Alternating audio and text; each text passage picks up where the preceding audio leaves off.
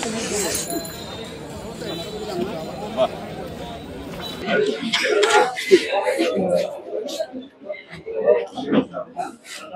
স্বতন্ত্র শিক্ষার্থী সম্মেলন প্যানেল থেকে এসেছি। আমরা অনেকগুলো স্বতন্ত্র প্রার্থী একসাথে হয়ে আগামী 11 সেপ্টেম্বর যে ডাকসু নির্বাচন, সেই নির্বাচনে আমরা অংশগ্রহণ করতেছি। আমরা কোনো দলীয় ব্যানার না, কোনো নেতৃত্বের রাজনীতি না। আমাদের সবচেয়ে বড় স্বার্থ হচ্ছে জাহাঙ্গীরনগর বিশ্ববিদ্যালয়ের স্বার্থ, জাহাঙ্গীরনগর বিশ্ববিদ্যালয়ের সাধারণ শিক্ষার্থীদের স্বার্থ। আমাদের প্যানেলের নাম হচ্ছে স্বতন্ত্র শিক্ষার্থী সম্মেলন নামে। যে ক্যাম্পাসে অনেকগুলো আমরা দেখেছি যে অনেকেই ছিল যারা স্বতন্ত্রভাবে নির্বাচনে দাঁড়িয়েছিল আর কি। তো সেখান থেকে আমরা যারা ছিলাম, আমিও নিজেও ছিলাম আর কি, আমরা দেখলাম যে আমরা মানে এককভাবে নির্বাচন করা অনেক কঠিন ছিল।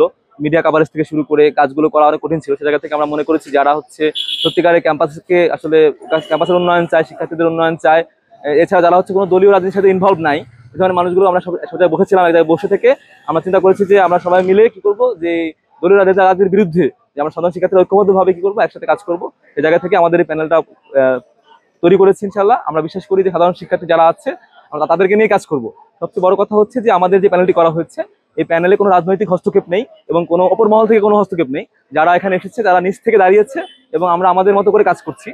আমরা বিশ্বাস করি যে আমরা শিক্ষার্থীর অধিকার নিয়ে কাজ করব এবং ইনশাআল্লাহ শিক্ষার্থীরা আমাদেরকে ভোট দিয়ে জয়যুক্ত করবে ইনশাআল্লাহ। এটা বিশ্বাস করি। সবচেয়ে বড় কথা হচ্ছে যে আমরা হচ্ছে শিক্ষার্থীর চাওয়া পাওয়া আমাদের চাওয়া পাওয়া। আমরা চাই না যে আমাদের যে শিক্ষার্থীদের ভাগ্য উপর মহল থেকে নির্ধারণ করুক। আমরা বিশ্বাস করি যে আমাদের শিক্ষার্থীদের যেই ভাগ্য সেটা আমরা শিক্ষার্থীদের সাথে বসে আমরা আলোচনা করব। কোনো উপর মহল থাকবে না, কোনো দলীয় নেতা থাকবে না। আমরা শিক্ষার্থীদের প্রতিনিধি হিসেবে, কোন নেতা হিসেবে না, তাদের নিয়ে কাজ করবো। এটা হচ্ছে সবচেয়ে আমাদের বড় শক্তি। আমাদের সাথে হচ্ছে হয়তো নেতা কর্মী নেই, হয়তো টাকা পয়সা নেই, কিন্তু আমাদের যেটা আছে শিক্ষার্থীদের ভালোবাসা আছে। এই জায়গা থেকে আমরা বিশ্বাস করি শিক্ষার্থীরা আমাদের পাশে থাকবে ইনশাআল্লাহ।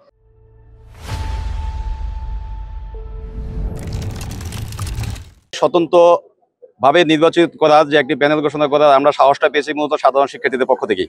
কারণ আমরা আমাদের যে অঙ্গীকার এবং যেই প্রতিশ্রুতি সেখানে কিন্তু বলেছি যে সাধারণ শিক্ষার্থীদের স্বার্থ রক্ষা হলো সবচেয়ে বড় আমাদের এই এক সূত্রে সবাইকে গেঁথেছি কিন্তু সাধারণ শিক্ষার্থীদের স্বার্থ রক্ষার উদ্দেশ্যেই। তো আমরা সাধারণ শিক্ষার্থীদের পক্ষ থেকে ভালো সাপোর্ট পাচ্ছি এবং তারা সকলেই আমাদের পাশে সহযোগিতার হাত বাড়িয়ে দিয়েছেন এবং তারা আমাদের আগামী 11 সেপ্টেম্বর একটি সুষ্ঠু সুন্দর নির্বাচন হলে আমাদেরকে আসলে বিপুল ভোটে নির্বাচিত করে আগামী 11 সেপ্টেম্বর জাকসুতে নির্বাচিত করবেন বলে আমরা বিশ্বাস করি। আমরা শিক্ষার্থীদের পক্ষ থেকে যেই সাপোর্ট পাচ্ছি এই জন্য আমরা শিক্ষার্থীদেরকে আমাদের প্যানেলের পক্ষ থেকে কৃতজ্ঞতা ধন্যবাদ জানাচ্ছি। জাকসু নির্বাচন নিয়ে আমরা যেমন আশাবাদী, পাশাপাশি জাকসু নির্বাচন অনুষ্ঠিত হওয়া নিয়ে আমরা কিছুটা আশাহত আছি। আপনারা দেখেছেন যে তফসিল ঘোষণার পর থেকে আমাদের পক্ষ থেকে দাবি জানানো হয়েছিল যে এই ক্যাম্পাসকে যাতে পুরোপুরি নিরাপত্তা চাদরে ডেকে ফেলা হয়, কিন্তু আমরা দেখেছি আজকে একটি ছুটির দিন শুক্রবার, আজকেও আমাদের ক্যাম্পাসে এত পরিমাণ বহিরাগত মানুষ প্রবেশ করেছে যে পুরো ক্যাম্পাসকে মনে হয় একটি পার্কের মতো জায়গা।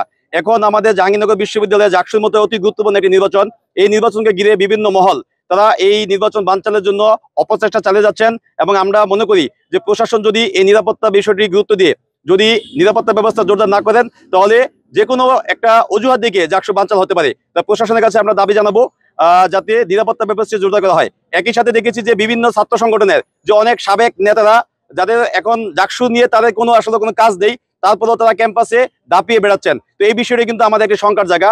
আমরা প্রশাসনকে অনুরোধ করবো যাতে আগামীকাল থেকেই এই নির্বাচনকে সুষ্ঠু করার জন্য যাতে নিরাপত্তা ব্যবস্থা জোরদার করা হয় এবং একই সাথে সাবেক যে সকল শিক্ষার্থীরা তারা ক্যাম্পাসের অনেক আগেই শিক্ষা জীবন শেষ হয়ে গেছে তাদেরকে যাতে ক্যাম্পাসে কি প্রবেশ করতে দেওয়া না হয়। দেখেন আমাদের নির্বাচনী যে আচরণবিধি আছে সেই আচরণবিধিতে বলা হয়েছে সুস্পষ্টভাবে যে যাদের ছাত্রত্ব শেষ হয়ে গেছে, একাডেমিক লাইফ শেষ, এই ধরনের কাউকে নিয়ে কোনো রকম কি প্রচারণা যাওয়া যাবে না। তো কেউ যদি এরকম আচরণবিধি ভঙ্গ করে আমরা আমাদের নির্বাচন কমিশন বরাবর কি সেটা লিখিত অভিযোগ জানাবো এবং আমরা চেষ্টা করব যেই প্যানেলে হোক, যেই স্বতন্ত্র প্রার্থী হোক, যাতে সকলেই যার যার জায়গা থেকে নির্বাচনকে সুষ্ঠুভাবে সম্পন্ন করার জন্য যাতে আন্তরিক হয় এবং সকলে যাতে নির্বাচনে যে আচরণবিধি আছে তার প্রতি সম্মান রেখে যাতে আচরণবিধি মেনে চলে।